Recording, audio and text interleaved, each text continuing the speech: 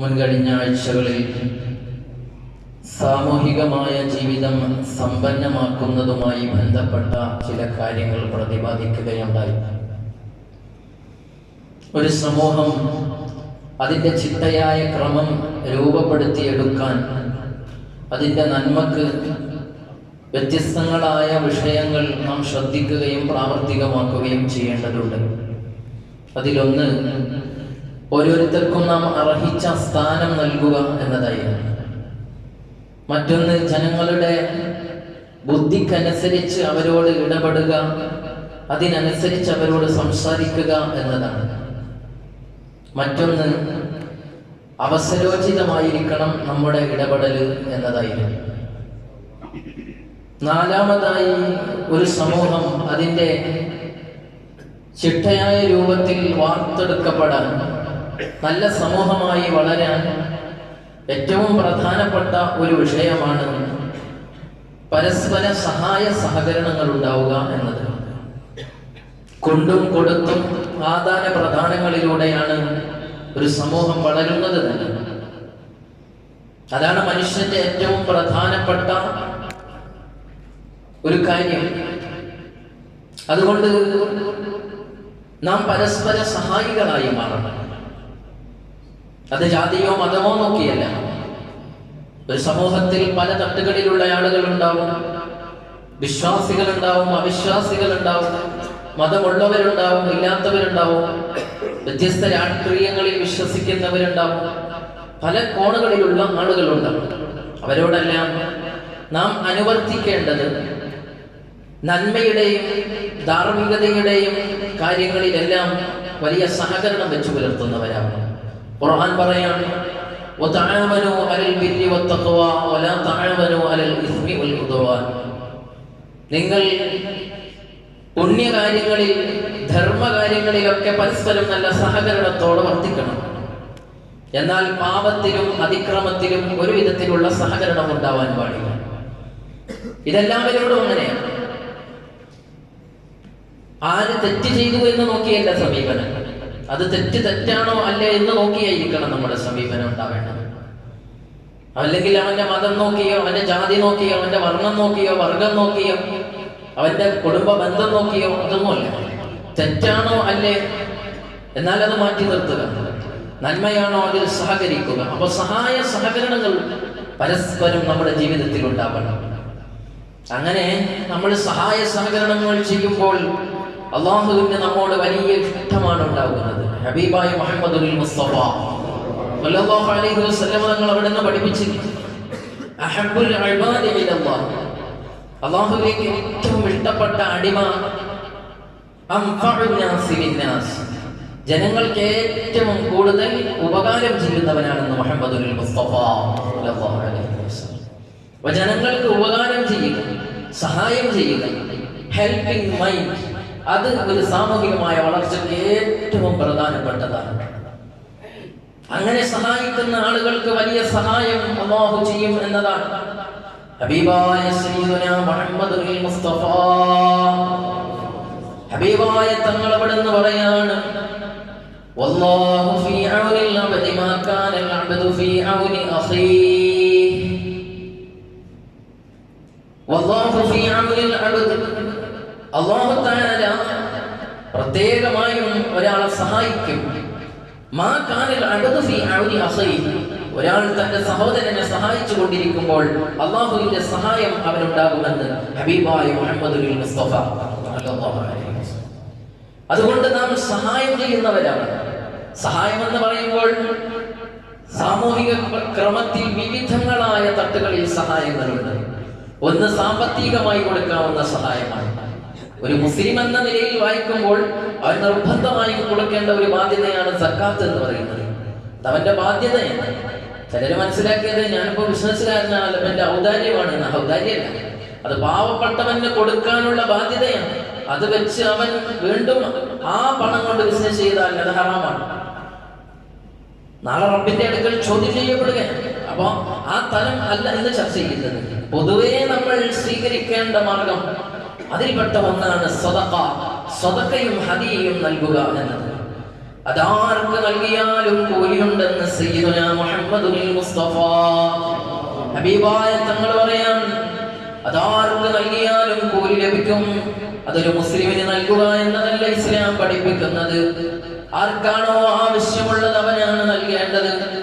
നമ്മുടെ അയൽവാസിയായവൻ അന്യമതത്തിൽപ്പെട്ടവനാണെങ്കിലും അവന് സദഖകൾ നൽകാം, അവന് ഹദിയകൾ നൽകാം. അവന്റെ വിഷമങ്ങൾ വരുമ്പോ അവനെ ചേർത്ത് പിടിക്കുന്നവനായി മുഅ്മിനായ മനുഷ്യൻ മാറണം. അങ്ങനെയാണ് ഒരു മുഅ്മിനായ മനുഷ്യനുണ്ടാവേണ്ടത്. അതായിരിക്കണം അവന്റെ സ്വഭാവം. എത്ര ആളുകൾ പണത്തിന് വേണ്ടി ആവശ്യമുള്ളവരുണ്ട്. ഒരുപാട് വലിയ രോഗങ്ങളെ കൊണ്ട് നമുക്കറിയാമല്ലോ. നമ്മുടെ പള്ളിയിൽ തന്നെ വെള്ളിയാഴ്ചകളിൽ ഓരോ വെള്ളിയാഴ്ചയും കഴിഞ്ഞു പോകുമ്പോ എത്ര ആളുകളാണ് സഹായ ഹസ്തങ്ങളുമായി ഇവിടെ വരുന്നത്. നമ്മുടെ മുന്നിൽ അവരുടെ പാണ്ടങ്ങൾ കഴിച്ചു വെക്കുകയാണ്, പ്രയാസങ്ങൾ പറയുകയാണ്. നമ്മൾ അവർക്ക് കൊടുക്കുന്ന ഓരോ നാണയത്തൊട്ടുകളും അത് മതം നോക്കിയല്ല കൊടുക്കുന്നത്. ഏത് ജാതിയുള്ളവൻ വന്നാലും ഏത് മതത്തിൽ വിശ്വസിക്കുന്നവൻ വന്നാലും നമ്മൾ അവനെ ചേർത്ത് പിടിക്കാനാണ് സയ്യിദുനാ മുഹമ്മദുൽ മുസ്തഫ നമ്മൾ പഠിപ്പിച്ചത്. അപ്പൊ പാവപ്പെട്ടവന് രോഗികളുണ്ട്, അവരെ നമ്മൾ സഹായിക്കണം. ജോലിയില്ലാതെ വിഷമിക്കുന്ന ആളുകൾ നമ്മുടെ നാടുകളിലുണ്ട്, അവർക്ക് സഹായം നൽകണം. ജോലി നഷ്ടപ്പെട്ട് കഴിയുന്ന ആളുകളുണ്ടാകും, അവരെ ചേർത്ത് പിടിക്കണം. വിധവകളായവരുണ്ട്, ഭർത്താവ് മരണപ്പെട്ടവർ, അവർക്കുള്ള എല്ലാ സഹായങ്ങളും നൽകണം. നമ്മൾ വെള്ളിയാഴ്ചകളിലൊക്കെ ബക്കറ്റിൽ പിരിവെടുക്കുന്ന ഈ പിരിവ് അതെല്ലാം എത്തിച്ചേരുന്നത് വിധവകളുടെ കയ്യിലേക്കാണ്. ഇതിലൊക്കെ ഭാഗവാക്കാവുന്നവർക്ക് അല്ലാഹു വലിയ പ്രതിഫലം നൽകുമാറാവട്ടെ. പ്രിയപ്പെട്ട മുഅ്മിനീങ്ങളെ, അപ്പോൾ പ്രയാസങ്ങൾ അനുഭവിക്കുന്ന നമ്മുടെ മകളുടെ കല്യാണം കഴിയുമ്പോൾ അപ്പുറത്ത് നിന്ന് വീട്ടിൽ നിന്ന് കണ്ണീരും കഷ്ടപ്പാടുമായി എന്റെ മകളെ എങ്ങനെയാണ് കല്യാണം കഴിച്ചയക്ക എന്ന് വളരെ വിഷമത്തോടെ നോക്കിക്കാണുന്നവരുണ്ടാകും. നമ്മുടെ കുടുംബങ്ങളിൽ, നമ്മുടെ അയൽവക്കത്ത് ചേർത്ത് പിടിക്കണം. അതാണ് മുഹമ്മദുൽ മുസ്തഫ സ്വല്ലല്ലാഹു അലൈഹി വസല്ലം തങ്ങൾ പറഞ്ഞത്. അപ്പൊ എന്റെ സമ്പത്ത് കുറഞ്ഞു, ഞാനിപ്പോ അവിടെ കൊടുത്താൽ എന്റെ സമ്പത്ത് കുറഞ്ഞു പോകുമെന്ന് പേടിക്കണ്ട. അങ്ങനെ ആർക്കും ധാരണ വേണ്ട. കാരണം സ്വാദിഖുൽ മസ്ദൂഖായ തങ്ങൾ പറയാൻ, മാ നഖസ മാലു മിൻ സദഖ, ഒരാളും സമ്പത്ത് ചെലവഴിച്ചതിന്റെ പേരിൽ ഒരു കുറവും അയാൾക്ക് വരില്ല എന്ന് സയ്യിദുനാ മുഹമ്മദുൽ മുസ്തഫ. അക്കൗണ്ടിൽ നിന്ന് ഒരുപക്ഷെ കുറഞ്ഞതായി നമുക്ക് അനുഭവപ്പെട്ടേക്കാം. ഒരുപക്ഷെ നിന്റെ മൊബൈലിലേക്ക് നിന്റെ കയ്യിൽ നിന്ന് പണം പോയിട്ടുണ്ട് എന്ന മെസ്സേജ് വന്നേക്കാം. പക്ഷേ അല്ലാഹുവിന്റെ അടുക്കൽ ഒരിക്കലും അത് കുറവ് വന്നിട്ടില്ല എന്നതാണ്. എന്ന് മാത്രമല്ല, ഭൗതികമായി തന്നെ നമുക്കതിൽ ഒരുപാട് ലാഭങ്ങളാണുള്ളത്. ഒരു മനുഷ്യൻ സദഖ ചെയ്താൽ, ഹബീബായ തങ്ങൾ പറയാണ്, ഒരു മനുഷ്യൻ സദഖ ചെയ്യുമ്പോ അല്ലാഹു തആല അവന് ഏതെങ്കിലും വിധത്തിൽ ഒരു പരീക്ഷണം, ആപത്തോ വിപത്തോ കൊടുക്കാൻ തീരുമാനിച്ചിരുന്നുവെങ്കിൽ ആ ഖദറുകളായിലുള്ള തീരുമാനം അല്ലാഹു തആല ഇവന്റെ സദഖ കൊണ്ട് മാറ്റുമെന്ന് മുഹമ്മദുൽ മുസ്തഫ. നമുക്ക് അല്ലാഹു തആല നമ്മൾ 1 ലക്ഷം കൊടുത്ത ഒരാൾക്ക് സദഖ 50,000 രൂപ കൊടുത്തു. അപ്പൊ അല്ലാഹു തആല 75,000 രൂപ നമുക്ക് വേറെ വഴിയിൽ ചെലവഴിക്കേണ്ടി വരുന്ന ഒരു അസുഖം അല്ലെങ്കിൽ ഒരു പ്രയാസം, അത് അല്ലാഹു തആല തട്ടി മാറ്റിയാൽ നമുക്ക് ലാഭമല്ലേ? 25,000 ലാഭമായില്ലേ? 75 ഇവിടെ കൊടുക്കേണ്ടിയിരുന്നു നമ്മൾ. അത് നമ്മൾ 50 കൊടുത്തപ്പോ 25 ലാഭമാണ്. അതാണ് പറഞ്ഞത്, മാ നഖസ മാലു മിൻ സദഖത്തി, സദഖ കൊടുത്താൽ ഒരിക്കലും നിനക്ക് കുറവ് വരൂല എന്ന് ഹബീബുനാ മുഹമ്മദുൽ മുസ്തഫ തങ്ങൾ പറയാൻ. എന്ന് മാത്രമല്ല, ഓരോ പ്രഭാതവും പൊട്ടിവളരുമ്പോൾ 2 മലക്കുകൾ ഈ ഭൂമി ലോകത്തേക്ക് ഇറങ്ങി വരുന്നുണ്ട്. ആ മലക്കുകളുടെ സംസാരം എന്താ? അവരുടെ പ്രാർത്ഥന എന്താ? അവർ പ്രാർത്ഥിക്കാൻ വേണ്ടിയാ വരുന്നത്. ആ പ്രാർത്ഥിക്കുന്നതിൽ ഒരു മലക്കിന്റെ പ്രാർത്ഥന, അല്ലാഹുമ്മ അഅതി മുൻഫികൻ ഖലഫാ, അല്ലാഹുവേ ചെലവഴിക്കുന്ന ആളുകൾ, നിന്റെ മാർഗത്തിൽ കൊടുക്കുന്ന ആളുകൾ, അകമഴിഞ്ഞ് സംഭാവനകൾ നൽകുന്ന ആളുകൾ, അവർക്ക് നീ ഇനിയും പകരം നൽകണേ എന്ന് ഒരു മലക്ക് ദുആ ചെയ്യുമെന്ന് ഹബീബായ സയ്യിദുനാ മുഹമ്മദുൽ മുസ്തഫ തങ്ങൾ പറയാം. അവർ മലക്കിന്റെ ദുആ നമുക്ക് കിട്ടുകയാണ് എന്നും പ്രഭാതത്തിൽ. സംഭാവനകൾ നമുക്ക് എത്രയാണോ ഉള്ളത് അതിനനുസരിച്ച് നമ്മൾ കൊടുത്തുകൊണ്ടിരിക്കണം. അതിന് സമൂഹത്തിന് നമ്മൾ കൊടുക്കുന്ന സാമ്പത്തികമായ സഹായമാണ് സദഖ, ഹദിയ എന്നൊക്കെ പറയുന്നത്. ഇനി എങ്ങനെയൊന്നും കൊടുക്കാൻ ഒരാളെ കയ്യിലില്ല. ഇനി ഒരാളുടെ കയ്യിൽ അവൻ്റെതായ പണം മാത്രമേ ഉള്ളൂ, പക്ഷെ അവനപ്പോ ആവശ്യമില്ല, എന്നാൽ കടം കൊടുക്കണം. അത് മറ്റൊരാൾക്ക് സഹായമാണ്. അപ്പൊ അവന് ആവശ്യമില്ല, അപ്പൊ ആവശ്യമുള്ളപ്പോ എനിക്കൊരു ഡേറ്റ് കൊടുത്തിട്ട് എനിക്ക് ഈ ഡേറ്റിൽ തരണം എന്ന് പറഞ്ഞ് സദഖ കൊടുക്കുന്നത് പോലെ തന്നെ കൂലി കിട്ടുന്ന ഒരു കാര്യമാണ് ഒരാൾ കടം കൊടുക്കുന്നതെന്ന് ഹബീബുന മുഹമ്മദുൽ മുസ്തഫ തങ്ങൾ പറയാണ്. മാ മിൻ മുസ്ലിമിൻ യുഖരിദു മുസ്ലിമൻ ഖർദൻ മർറതൈൻ. ഒരു മുസ്ലിമായ മനുഷ്യൻ ഒരാൾ 2 തവണ കടം കൊടുത്താൽ ഇല്ലാ കാന കസദഖതിഹാ മർറ, ഒരു പ്രാവശ്യം അത് സദഖ നൽകിയതിന്റെ കൂലിയാണെന്ന് മുഹമ്മദുൽ മുസ്തഫ സ്വല്ലല്ലാഹു അലൈഹി വസല്ലം തങ്ങൾ പറയാണ്. തങ്ങൾ പറയാണ്, ഒരാൾക്ക് 2 തവണ കടം കൊടുത്താൽ സ്വതക്കന്റെ കൂലിയാണ്. എന്തപ്പോ ഒരട്ടം കൊടുത്താൽ തന്നെ സ്വതക്കന്റെ കൂലി കിട്ടും, കാരണം തിരിച്ചുകൊണ്ട് കിട്ടലില്ല അല്ലേ? തിരിച്ചു കിട്ടൂല. കടത്തിന്റെ പേരിലാണ് ഇന്നിപ്പോ പ്രശ്നം മൊത്തം. കുടുംബ ബന്ധങ്ങൾ തെറ്റിപ്പോകുന്നത്. കടം വാങ്ങാൻ വരുമ്പോ എന്താ മുഖപ്രസന്നത, എന്താ ചിരി, ആ ചിരിയിൽ നമ്മൾ വീണു പോകും. അവനെ കണ്ടിട്ട് അവന്റെ ചിരിയും കണ്ട് നമ്മൾ കടം കൊടുത്താൽ പിന്നെ ഈ കടം കൊടുത്ത മനുഷ്യൻ കടം വാങ്ങിയവന്റെ വീട്ടിൽ കയറിയിറങ്ങുക യാചകനെ പോലെ ഒരു ഓച്ചാനിച്ചു നിൽക്കേണ്ട അവസ്ഥയാണ്. അതുകൊണ്ട് തന്നെ ആരും കടം കൊടുക്കുന്നില്ല.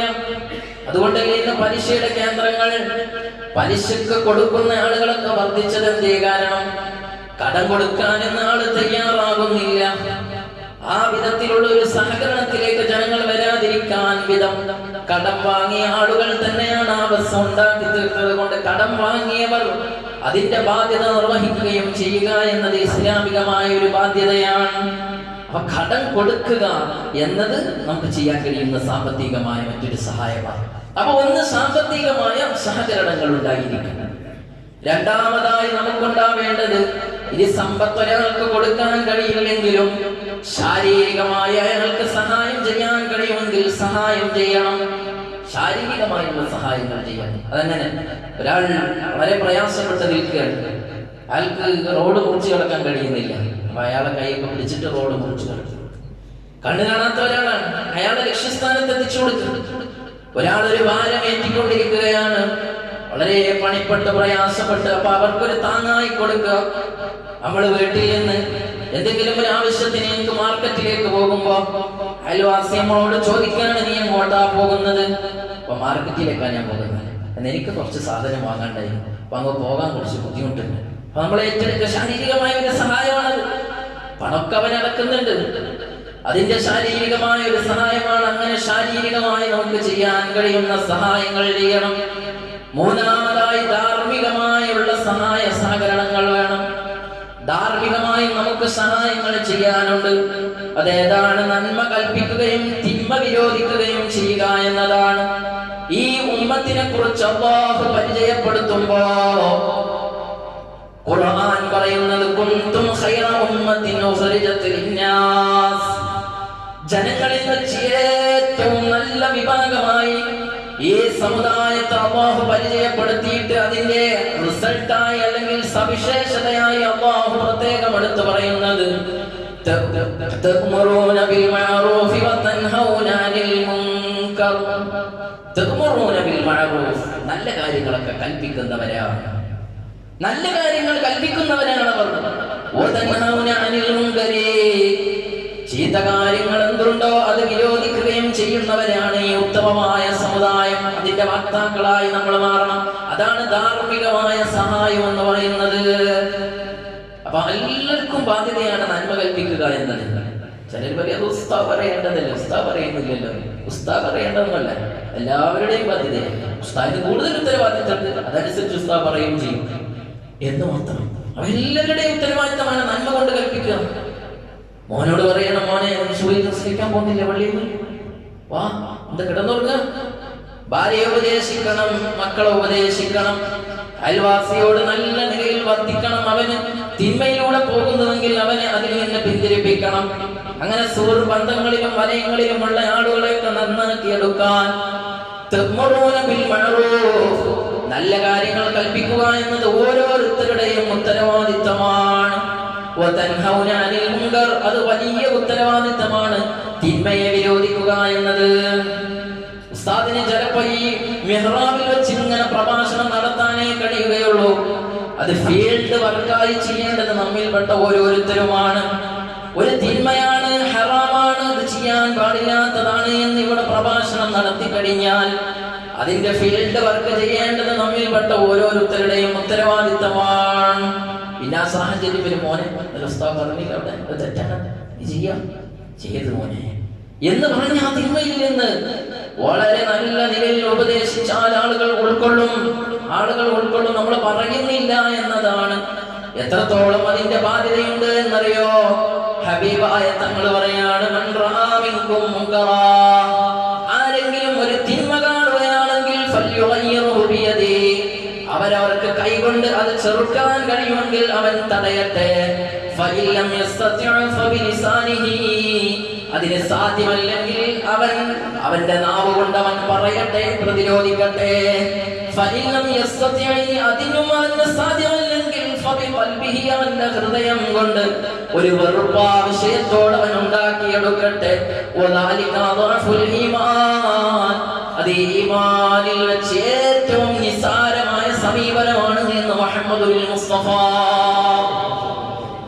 ഏറ്റവും ചെറിയ തട്ടിലുള്ള ഒരു പ്രതിരോധമാണ് ആ സദസ്സിൽ പോയിരിക്കുന്നത്.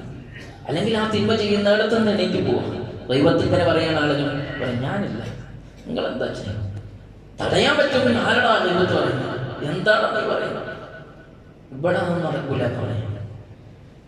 അതല്ലെങ്കിൽ അവിടെ നാവ് കൊണ്ട് ചെറുക്കാൻ കഴിയുമെങ്കിൽ അങ്ങനെ ചെറുക്കുക. അതിനും കഴിയില്ലെങ്കിൽ ആ സദസ്സിൽ നിന്ന് എഴുന്നേറ്റ് പോവുകയെങ്കിലും ചെയ്യണം.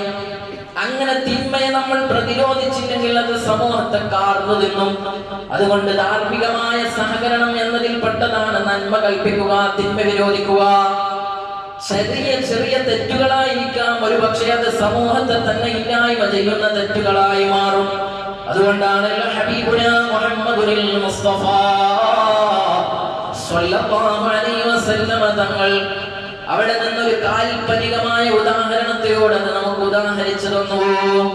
മസലുൽ ഖായിമി അലാ ഹുദൂദില്ലാഹ് വൽ വാഖിഇ ഫീഹാ, അല്ലാഹ് പറഞ്ഞതനുസരിച്ച് ജീവിക്കുന്ന മനുഷ്യനും അതനുസരിക്കാത്തവനും എന്ന് പറഞ്ഞാൽ ധാർമ്മികമായ ജീവിതം നയിക്കുന്നവനും അധാർമികമായ ജീവിതം നയിക്കുന്നവനും തമ്മിലുള്ള ഉപമ ഏതുപോലെയാണ്? കമസലി ഖൗമിൻ ഇസ്തഹമു അലാ സഫീന, ഒരു കപ്പൽ യാത്രയ്ക്ക് വേണ്ടി പുറപ്പെട്ട രണ്ട് സംഘം ആളുകളെ പോലെയാണ്. അവർ കപ്പലിൽ യാത്ര തുടങ്ങിയപ്പോ രണ്ട് തട്ടുള്ള കപ്പലാണ്.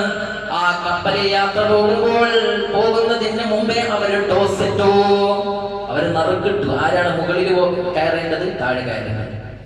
രണ്ടുപേരും അങ്ങനെ തീരുമാനിച്ചു. ഫസാറ ബഅദുഹും അലാഹാ വബഅദുഹും അസ്ഫലഹാ, കുറച്ചാളുകൾ താഴ്ഭാഗത്ത് പോയി, കുറച്ചാളുകൾ മുകളിലും. അങ്ങനെ യാത്ര അങ്ങനെ തുടർന്നു.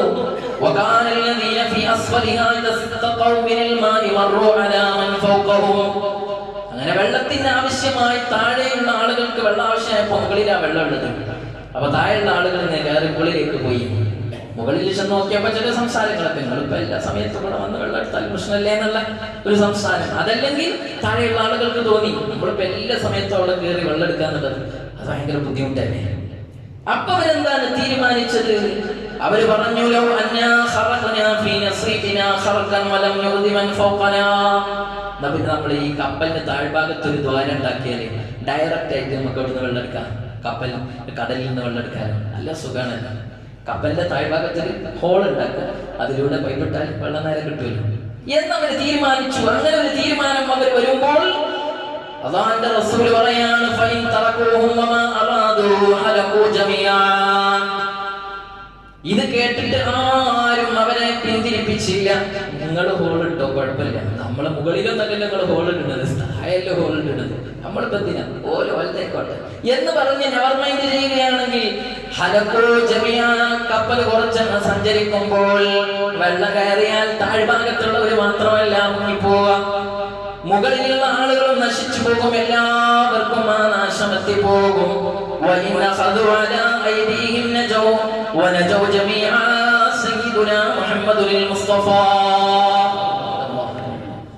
അതെങ്ങനെ പിടിച്ചാൽ ആ സമയത്ത് ഒരാള് ആധികാരികമായി പറഞ്ഞു, എന്ത് വിട്ടിത്താടോ നിങ്ങൾ പറയുന്നത്? കപ്പലിന് ഹോളുണ്ടാക്കി അടിയിൽ വെള്ളം കയറൂലേ? വെള്ളം കയറിയാൽ എല്ലാവരും നശിച്ചു പോകൂലേ, മുങ്ങിപ്പോകൂലേ? നിങ്ങൾ മാത്രമല്ലല്ലോ, ഞങ്ങളും അതിൽ ഭാഗമാക്കാവൂല. മുകളിൽ നിന്നുള്ള സംവിധാനം അതിലെന്തെങ്കിലും അയവ് വരുത്തണമെങ്കിൽ നമുക്ക് അയവ് വരുത്താമെന്ന് പറഞ്ഞ് അവിടെ തീരുമാനമെടുക്കുകയാണ് വേണ്ടത്. അങ്ങനെ ചെയ്താൽ ആ കപ്പലിലുള്ള മുഴുവൻ ആളുകളും രക്ഷപ്പെടുമെന്ന് ഹബീബുനാ മുഹമ്മദുൽ മുസ്തഫ. ഇന്ന് സമൂഹത്തിന്റെ ക്രമം തെറ്റുന്നത്, ക്രമസമാധാനം തന്നെ ലംഘിക്കപ്പെടുന്നത് ഓരോരുത്തരും ചെയ്യുന്ന തിന്മകൾ തടുക്കാത്തതിന്റെ പേരിലാണ്. പലപ്പോഴും നമ്മുടെ നാട്ടിൽ പല വിധങ്ങളായ തെറ്റുകുറ്റങ്ങളും വരുമ്പോ ഇന്ന് സമൂഹത്തെ തന്നെ കാർന്നു തിന്നുന്ന ഏറ്റവും വലിയ വിഷയല്ലേ ലഹരി. ആ ലഹരിയുടെ വ്യാപനം എത്രയാണ് നമ്മുടെ നാടുകളിൽ. ഇതിന്റെയൊക്കെ കാരിയർമാരായ എത്ര ആളുകളാണ്. ആ സമയത്ത് നമ്മൾ ഒരു പയ്യനെ കാണുകയാണ്, രാത്രി പാതിരാത്രി കുറെ സമയം വൈകിട്ട് ഒരു പയ്യനെ കാണുന്നു. അപ്പൊ ആ പയ്യന്റെ വാപ്പാനെ വിളിച്ചു പറയും, വാപ്പാനെ വിളിച്ചു, നിങ്ങളെ മോനെ ഈ സമയത്ത് അസമയത്ത് കണ്ടിട്ടുണ്ട് കേട്ടോ, എന്താന്ന് അന്വേഷിക്കണം, എന്തെങ്കിലും ആവശ്യത്തിന് പോയതാണ് എന്ന് പറഞ്ഞു കൊടുക്കണം. നമ്മളെ മൈൻഡ് എങ്ങനെയായിരിക്കും, അത് അവനും അവന്റെ മക്കളും, നമ്മളിനിപ്പോ അതിൽ ഇടപെട്ടിട്ട് നമ്മളതൊന്ന് പറയാം. ഒരു കാഴ്ചപ്പാടങ്ങനെ. രണ്ടാമത്തെ കാഴ്ചപ്പാട് എന്ന് പറഞ്ഞാൽ നേരെ തിരിച്ചുകൊണ്ട് ചിലരത് പറഞ്ഞാൽ പറയും, എന്റെ മോൻ അങ്ങനെയൊന്നുമില്ല, നീ ഇനി ഓരോന്ന് പറഞ്ഞുണ്ടാക്കണ്ട, നിന്നോടാരെ എന്റെ മക്കളെ വിഷയത്തിൽ ഇടപെടാൻ പറഞ്ഞത് എന്ന് പറഞ്ഞ് ഇങ്ങോട്ട് കാര്യം സംസാരിക്കും. അതുകൊണ്ട് അത്തരം ഗുണദോഷിക്കൽ ഇന്ന് സമൂഹത്തിൽ ഇല്ലാതെയായിട്ട് അല്ലേ. ഇപ്പൊ മദ്രസയിൽ സ്കൂളിൽ തന്നെ ആണെങ്കിലും ഒന്ന് ഗുണദോഷിക്കാൻ വേണ്ടിയിട്ട് ഒരു അടി കൊടുത്താൽ ഭയങ്കര പ്രശ്നം. അധ്യാപകരൊന്നും അടിക്കാൻ പാടില്ല, അപ്പോഴേക്ക് ചോദിക്കാൻ വരിക.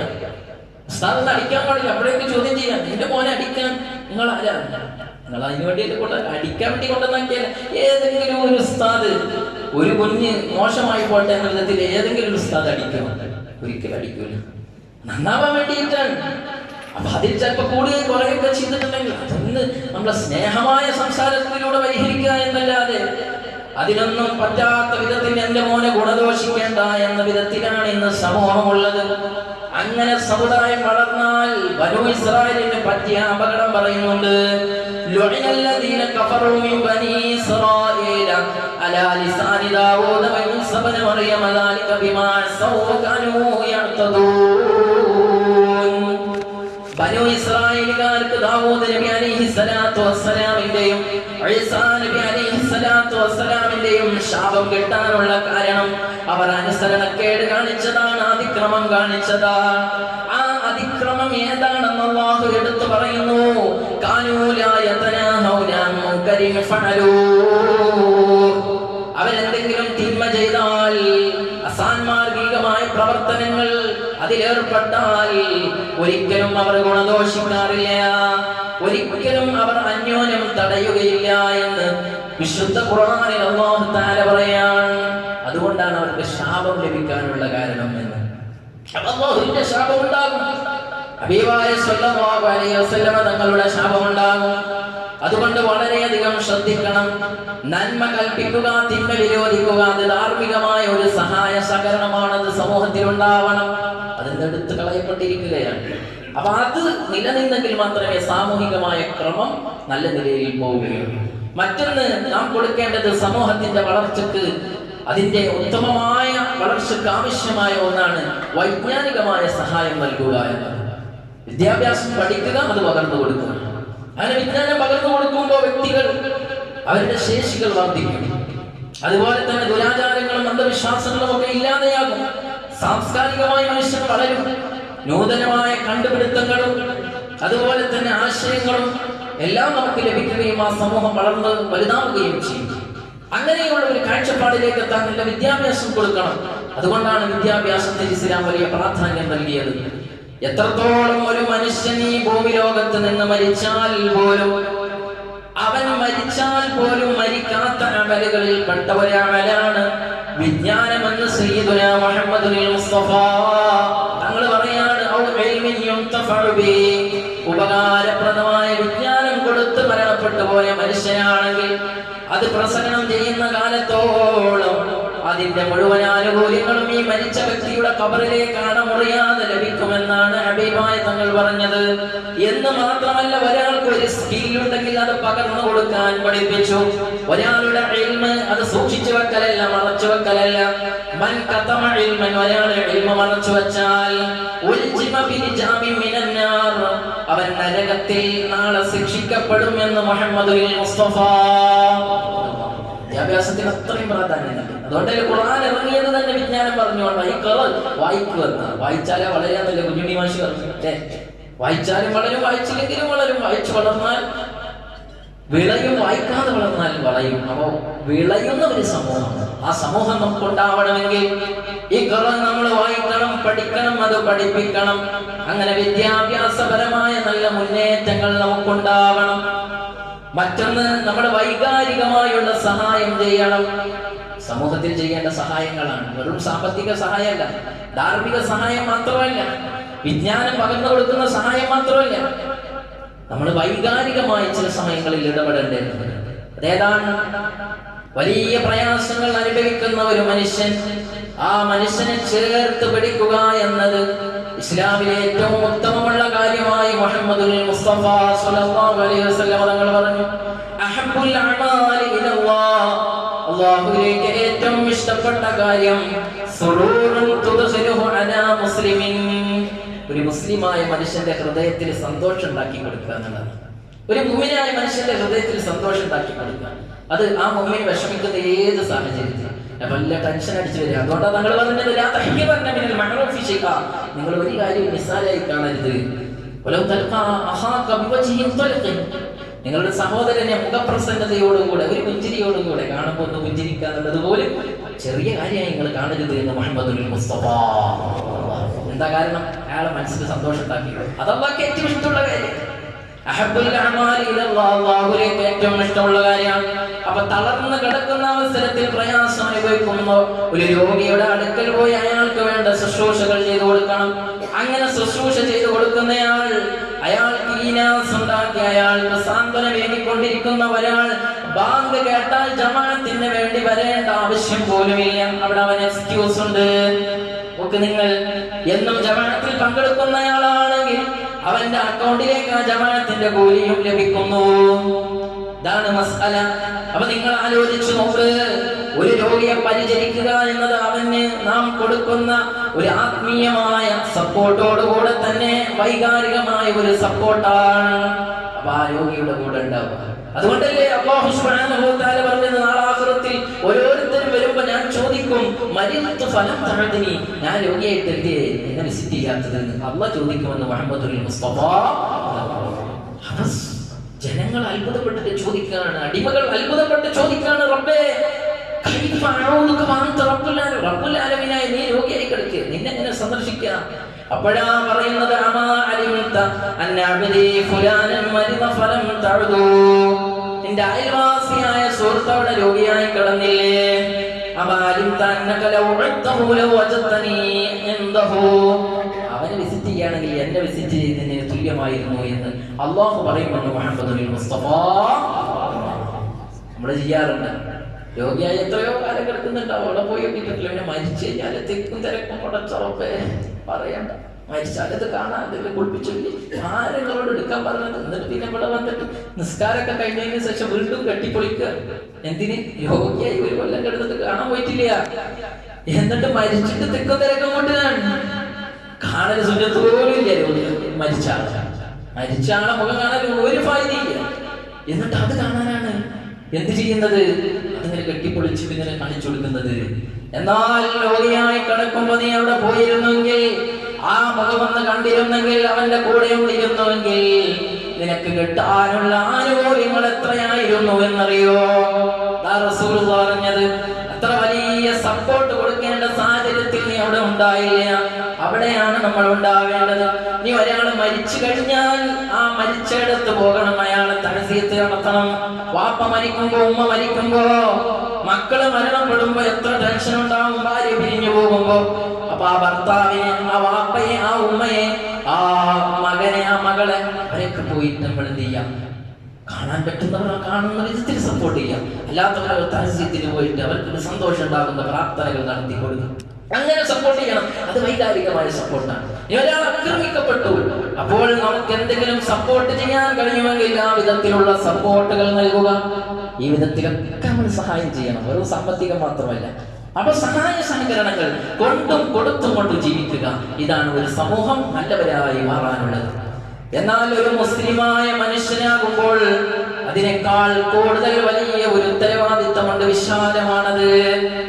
ഖുർആൻ പറഞ്ഞില്ലേ, ഇന്നമൽ മുഅ്മിനൂന ഇഖ്വാ, ഉഖുവത്തുൽ ഇസ്ലാം, ഇസ്ലാമിന്റെ ഒരു സാഹോദര്യ കാഴ്ചപ്പാടുണ്ട്. എല്ലാവരും ഏകോദര സഹോദരങ്ങളാണ്. ആ ഒരു അർത്ഥത്തിൽ ജീവിക്കുന്നവരാണ്. അല്ലാഹു തൗഫീഖ് നൽകട്ടെ. തങ്ങൾ പറയാണ്, എന്നിട്ട് ലാ തഹസദു വലാ തനാജസു വലാ തബാഗു വലാ തദാബറു വലാ യബിഅബഉകും അലാ ബൈഇബാ വകുനൂ ഇബാദല്ലാഹി ഇഖ്വാനാ. നിങ്ങൾ ഒരിക്കലും അസൂയ വെക്കരുത്, പരസ്പരം വില കയറ്റി പറയരുത്, വിദ്വേഷം കാണിക്കരുത്, പരസ്പരം ഒരാളെയും അവഗണിക്കരുത്. വകുനൂ ഇബാദല്ലാഹി ഇഖ്വാനാ, നിങ്ങൾ ഇഖ്വാനുകളായി ഏകോദര സഹോദരങ്ങളെ പോലെ കഴിയണം. അൽ മുസ്ലിമു അഖുൽ മുസ്ലിം, ഒരു മുസ്ലിം മറ്റൊരു മനുഷ്യന്റെ സഹോദരനാണ്, മുസ്ലിമിന്റെ സഹോദരനാണ്. ലാ യദ്ലിമുഹു വലാ യഖ്ദുലുഹു വലാ യക്ദിബുഹു, അവനെ കയ്യേറ്റം ചെയ്യാനോ ആക്രമിക്കാനോ കളവാക്കാനോ നിങ്ങൾ പോകരുതെന്ന് സ്വാദിഖുൽ മസ്ദൂഖ് മുഹമ്മദുൽ മുസ്തഫ എത്രയാണ് ഹദീസുകളിൽ പറയുന്നത് എന്നറിയോ? മുഅ്മിനീങ്ങൾ തമ്മിലുള്ള ബന്ധം, അവന്റെ അടുപ്പം, മസലുൽ മുഅ്മിനീന ഫീ തവാദുഹിം വ തറാഹുമിഹിം വ തആതുഫിഹിം മസലുൽ ജസദി ഇദാ ഇസ്തഖാ മിൻഹു ഉദുവൻ. തങ്ങൾ പറയാണ്, ഓരോ മനുഷ്യരും, ഓരോ മുഅ്മിനും മറ്റൊരു മനുഷ്യനോട്, മുഅ്മിനിനോട് സ്നേഹത്തിന്റെയും കാരുണ്യത്തിന്റെയും അടുപ്പത്തിന്റെയും ഒക്കെ വിഷയത്തിൽ മസലുൽ ജസദി, ഒരു ശരീരം പോലെയാണ്. ഒരു ശരീരത്തിന് എവിടെയെങ്കിലും പ്രശ്നം വന്നാൽ ശരീരം ആസകല അതിൽ ഭാഗമാക്കാം, അല്ലെ? കയ്യിന് വിഷമം വന്നാൽ കൈ മാത്രമേ ഉറങ്ങാതിരിക്കുള്ളൂ, ശരീരം മൊത്തം ഉറങ്ങൂല, അന്ന് പനിക്കും. എത്രത്തോളം എന്ന് പറഞ്ഞാൽ പണ്ഡിതന്മാർ അത് വിവരിക്കുന്നുണ്ട്.